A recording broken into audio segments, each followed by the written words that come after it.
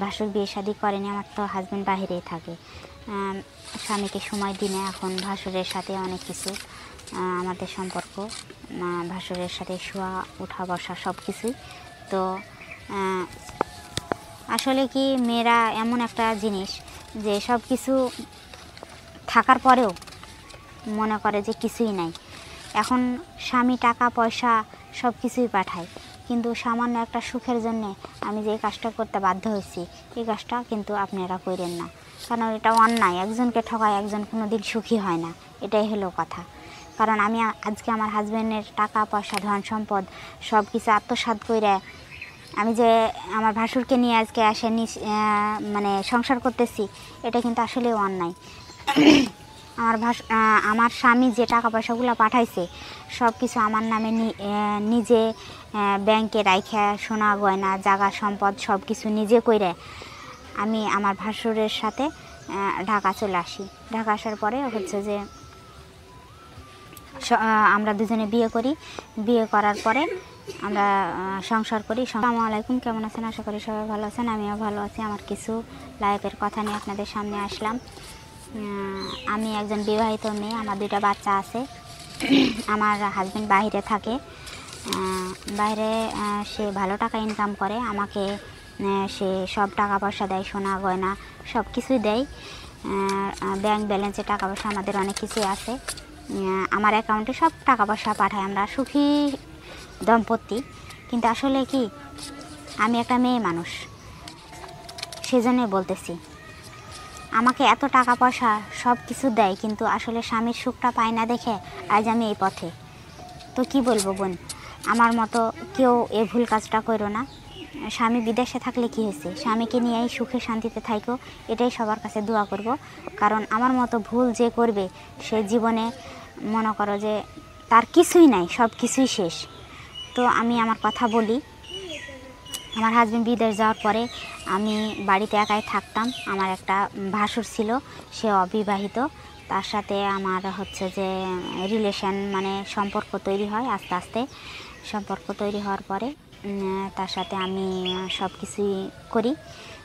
সব কিছু করার পরে আমাদের বাড়িতে কেউ টের পায় না অবশ্যই, কারণ আমার শাশুড়ি একা থাকে আর আমার ভাসুর বিয়ে শাদী করেনি, আমার তো হাজব্যান্ড বাহিরেই থাকে। স্বামীকে সময় দিনে এখন ভাসুরের সাথে অনেক কিছু আমাদের সম্পর্ক, ভাসুরের সাথে শোয়া ওঠা বসা সব কিছুই। তো আসলে কি মেয়েরা এমন একটা জিনিস যে সব কিছু থাকার পরেও মনে করে যে কিছুই নাই। এখন স্বামী টাকা পয়সা সব কিছুই পাঠায়, কিন্তু সামান্য একটা সুখের জন্যে আমি যে কাজটা করতে বাধ্য হয়েছি, এই কাজটা কিন্তু আপনারা করেন না, কারণ এটা অন্যায়। একজনকে ঠকায় একজন কোনো দিন সুখী হয় না, এটাই হলো কথা। কারণ আমি আজকে আমার হাজব্যান্ডের টাকা পয়সা ধন সম্পদ সব কিছু আত্মসাৎ করে আমি যে আমার ভাসুরকে নিয়ে আজকে আসে মানে সংসার করতেছি, এটা কিন্তু আসলেও অন্যায়। আমার স্বামী যে টাকা পয়সাগুলো পাঠাইছে সব কিছু আমার নামে নিজে ব্যাংকে রাইখা সোনা গয়না জায়গা সম্পদ সব কিছু নিজে কইরে আমি আমার ভাসুরের সাথে ঢাকা চলে আসি। ঢাকা আসার পরে হচ্ছে যে